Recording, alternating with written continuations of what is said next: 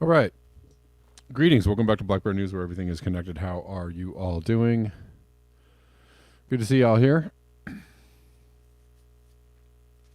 Um, I know it's real cold for a lot of people around the country. How are you all faring? Who's where and who's feeling what? Yes, it is very. It's actually pushing 80 degrees here. It is a very nice day in Los Angeles, and I'm sorry to say that because I know a lot of other people are experiencing some bitter cold. I had a friend in Ohio post a Facebook thing about it being in the negatives and literally saying, "Stay your butt in the house," which I would do if I was there too. CB, what's up? How you doing? He says, "Hi, Kevin. Nice, cool, -21 in West Virginia." Oh God. Oh God. Well, be safe. I know when it gets that cold, things start getting real dicey, right? Things start getting a little weird. Pipes freeze and animals freeze and plants freeze and all that. Contemplative pragmatist says it was 39 this morning and it is now 11.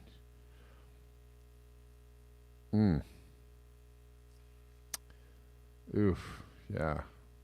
0 Fahrenheit with 40 plus mile per hour winds in far western suburbs of Chicago.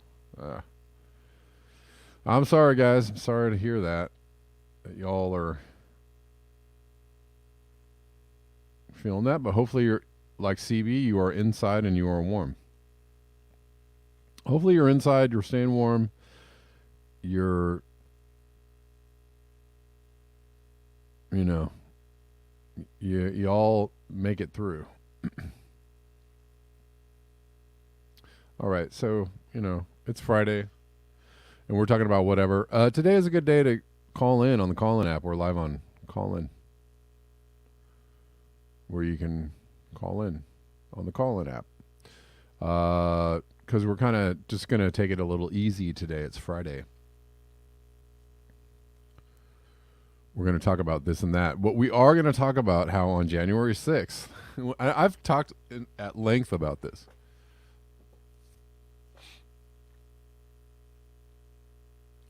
G. Demarest says electrical usage hit a record 2 days ago in BC.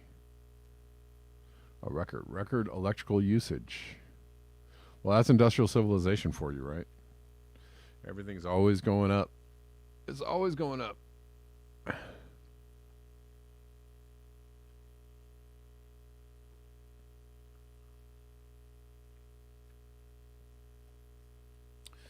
Anyways, I've talked at length about January 6th. And actually, one of the reasons why YouTube was cracking on me for talking about January 6th. So we're not going to talk about January 6th on YouTube. We're going to talk about it on Rockfin. So I'm letting you guys know.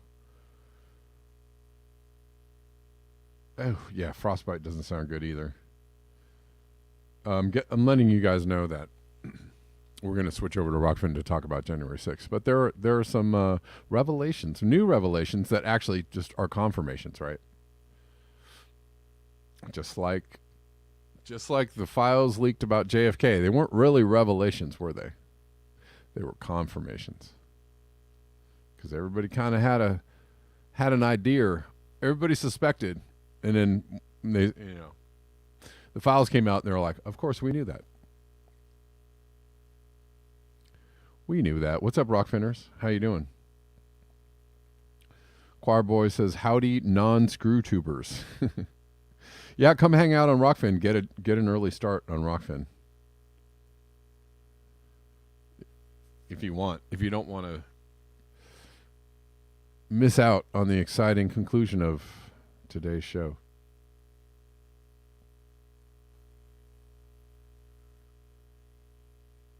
All right.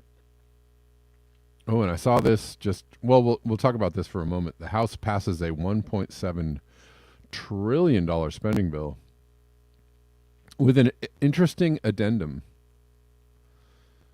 aimed at Trump. Oh, there's a lot of talk about this bill. Rand Paul has a really good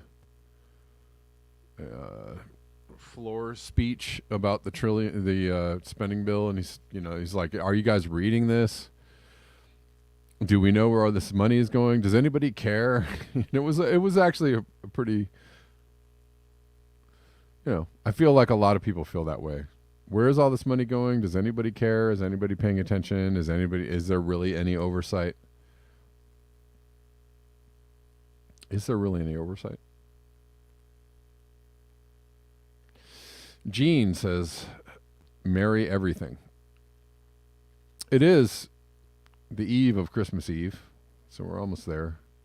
We're almost at Christmas. I think I'm going to be doing shows every day, probably tomorrow and probably Christmas Day too. Just because that's what I like to do. Anyways, they passed this, or the House finalized a massive $1.7 trillion government spending bill. Assistance to Ukraine, of course, has got to have that in there. Got to have that.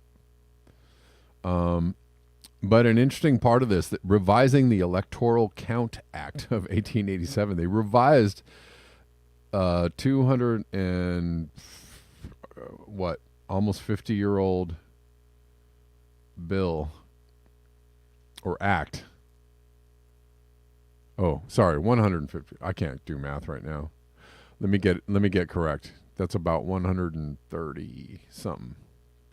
About 135-year-old bill. Let's go down. The election overhauls in the bill would make abundantly clear that the vice president cannot discount electoral votes. There was talk about that. And the measure would raise the threshold to object to counting them from one member of each chamber to 1/5 of each chamber. So you need more than just one person saying nope. You need a lot more people now. Now you need a lot more people to object to the counting of the electoral votes, which makes, I guess, it harder to protest or resist the confirmation of a president. I don't know. Is that I don't know. I'm not really sure. Is that good? I mean, I have my own thoughts about it. I'm wondering from the people out there, is that good? Is that a good thing? I'm not sure.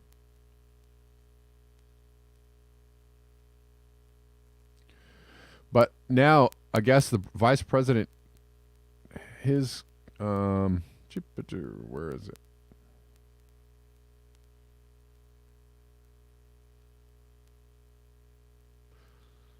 Let's see. Sorry, I read through this. I thought I had it right here.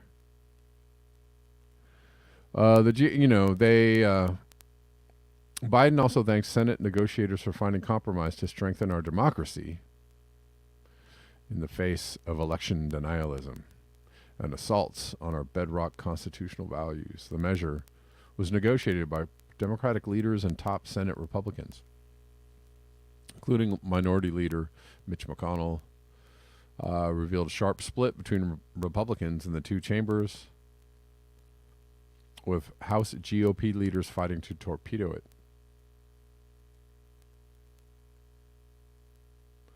Kevin McCarthy of California blasted the legislation and the process by which it was crafted, calling it a slap in the face to every American that voted.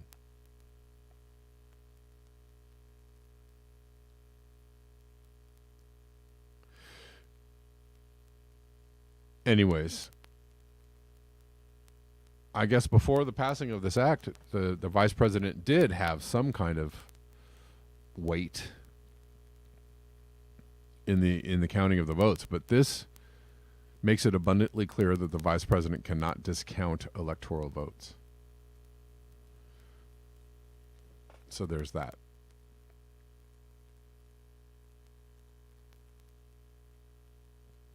I don't know.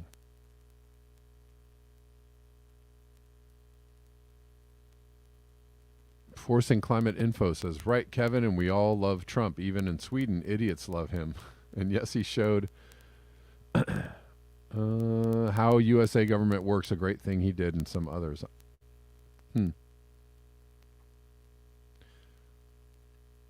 not sure if that is... I couldn't really tell by your comment whether you were joking or not. Did you like Trump or not really? I can't tell. Well, we're going to talk about January 6th, though. We're going to talk about that. But first,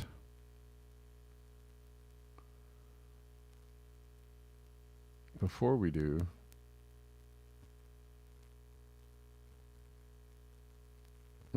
yeah, it's real cold. I think everybody knows it's real cold.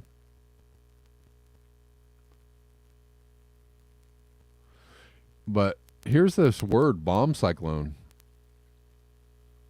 that seems to show up more and more in our lexicon. Bomb cyclone. Not joking, I don't like Trump. Okay.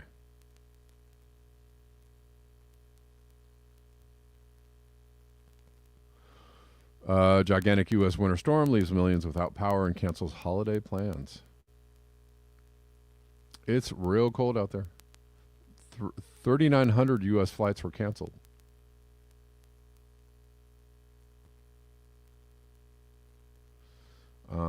But we've heard this word bomb cyclone a lot in the news over the last decade. It seems to show up more and more, and almost every single year.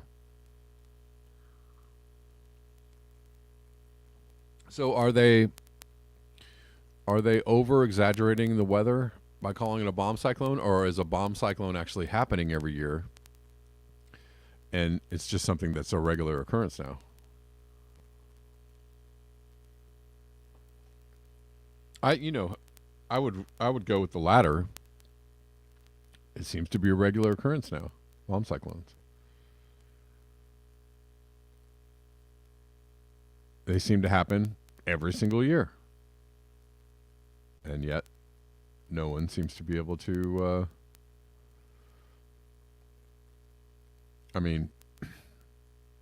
rare is the time when people acknowledge this. Hey, guys, are we having a bomb cyclone every single year? Hey, are we having extreme weather every single year? Hey, are we having drought every single... Hey, are we... Gene says Trump is no worse than Biden, in my opinion. They are the same. Just wearing different colors. Anyways, coast-to-coast alerts extend as far south as Florida, with blizzard conditions expected in the Great Lakes region. Up to 2 inches of rain and flash freeze on the East Coast, wind gusts of 60 miles an hour on the Mexican border. Tens of thousands of homes have been left without power. Governors in at least 13 states have drawn up emergency response plans, including National Guard deployments for the holiday weekend, with heavy snow and ice creating treacherous road conditions and some drivers stranded. Almost 1.4 million homes and businesses are in the dark. Yeah. The cyclone, with a pressure likely to match that of a Category 2 hurricane, could bring snowfall of half an inch an hour. Half an inch an hour, the Weather Service said, leading to dangerous, at times impossible, land and air travel up to the holiday weekend. I'm just noticing, as somebody who pays attention to the weather, it seems to be happening a lot. As in every single year. Bomb cyclone. Which actually is a name for a storm that has certain conditions. It's not just like, oh, it's a really bad storm, let's call it a bomb cyclone. No, it actually has to meet particular conditions. Not unlike a hurricane over land. That's when they use the term bomb cyclone. But now hurricanes happen over land all the time. All right. Oh, very nice. Thank you, Jay Brandt. Got a very nice tip.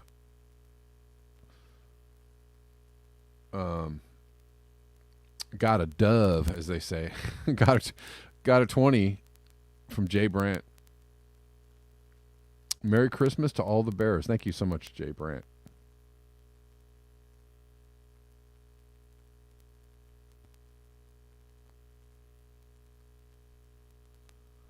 Lightning Rod says a bomb cyclone has a pressure drop of something over a period of time, causing rapid intensification. Yeah, and it's, I am seeing from people who want to tell you that they're blowing or over hyping, extreme weather events. I'm hearing from people that often say stuff like that, saying these words all the time. Man, it's really cold. Man, it has been really cold. Man, we have got some screwy weather going on. Okay.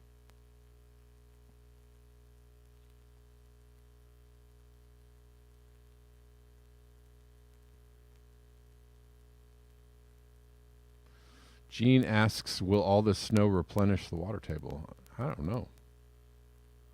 I don't even know. All right. What else? Oh, there's conditions that are killing reindeer in the Yamal Peninsula.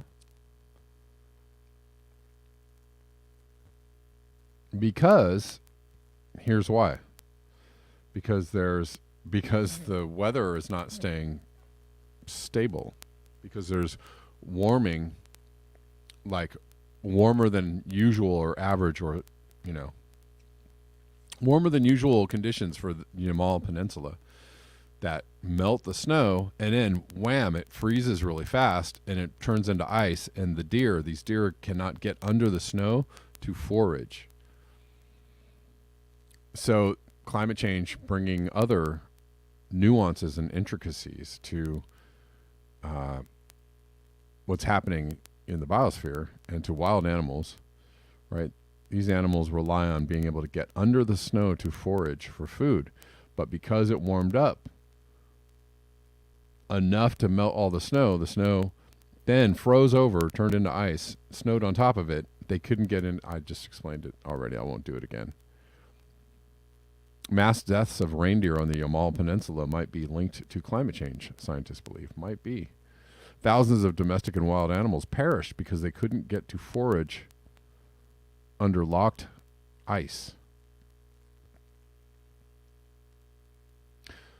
The last snow event a week ago in my area was anything but. It rained most of the day before freezing over to ice, producing a massive ice layer under the snow. Now the freezing cold, with a heat wave expected next week to melt everything all over. Just not in time for Rudolph. So this is more knock-on effects of climate change.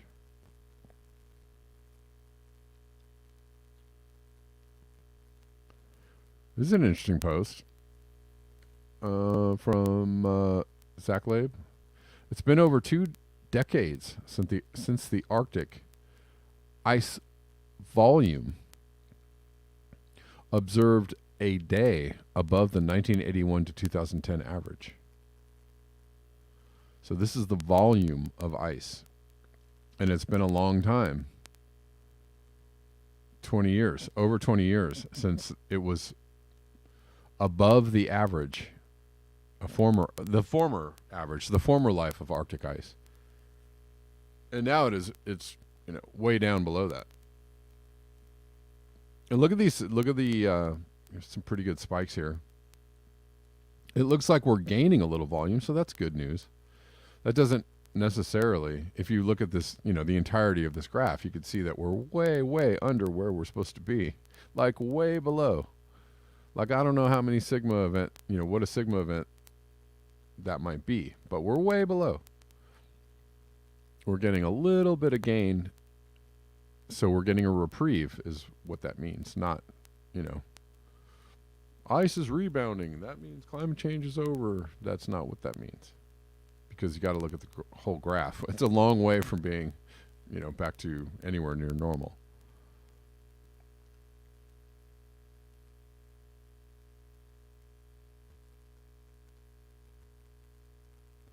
Oh, this is interesting. It's an interesting story. From Manga Bay. Australia says, wood pellets made from, trees cut down from the forest, they are not renewable. Confirming, again, just confirmation of what everybody already knew. Anyways, that's not, when somebody says, we're going to call wood pellets a renewable energy source, but we're going to chop down a bunch of forests to get these wood pellets, and people go, that doesn't sound very renewable. And Australia is just kind of pointing out the obvious.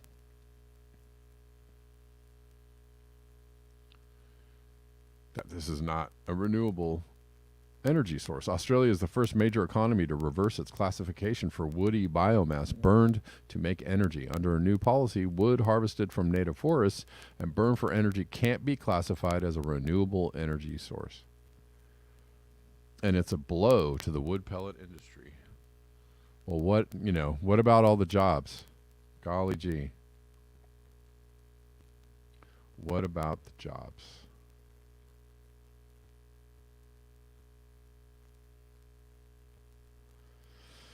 December 15th, Australia became the first major economy worldwide to reverse itself on its renewable classification. No.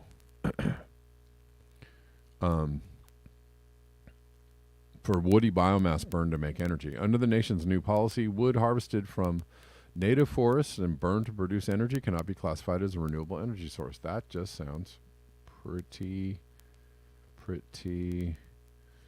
logical. The decision comes as the U.S., Canada, Eastern Europe, Vietnam, and other forest nations continue gearing up to harvest their woodlands to make massive amounts of wood pellets in order to supply biomass-fired power plants in the UK, EU, Japan, South Korea, and elsewhere. In the EU, forest advocates continue with last-ditch lobbying efforts to have woody biomass stripped. That's a sounds like a pun almost. Stripped of its renewable energy designation and end the ongoing practice of providing large subsidies to the biomass industry for wood pellets. Science has found that biomass burning releases. I was just thinking as I was reading this, I wonder what burning trees does for the amount of carbon and pollutants in the air, right? Like it. Just like burning biofuel, right? Biofuel actually creates more carbon emissions than just regular old gasoline, right? It actually increases carbon emissions. So it's the opposite of renewable, but people still go, oh, how about some biofuel? We're going green with biofuel. Science has found that biomass burning releases more carbon dioxide emissions per unit of energy produced than coal. It's worse than coal, but it is designated in almost every country of the world as a renewable energy source. So go figure. Australia's decision and the EU's continued commitment to biomass creates a conundrum for policymakers. Well, it certainly is a conundrum. How can major economies have different definitions of renewable energy when it comes to biomass? I'll just leave you all with that question.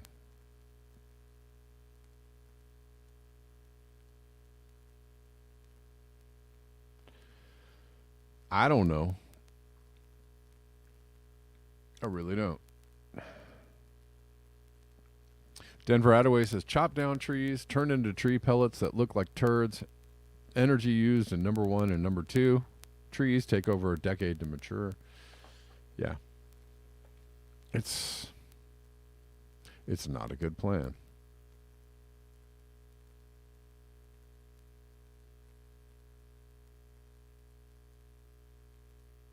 Poppy Davis says, I'm confused by the Arctic. I expected a blue ocean event. Well, we're getting a reprieve.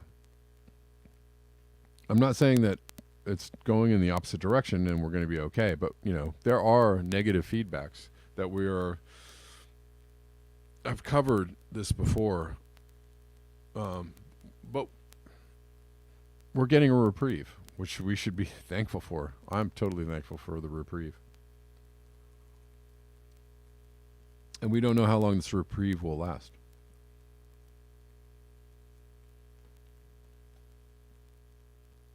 So, enjoy yourself. It's later than you think, which is a song from The Specials. Anybody hear about Terry Hall passing away from The Specials? Does anybody? I know that Osama knows who Terry Hall is. I don't know if anybody else does. It's very sad to hear that. It's one of my favorite bands ever, ever, ever.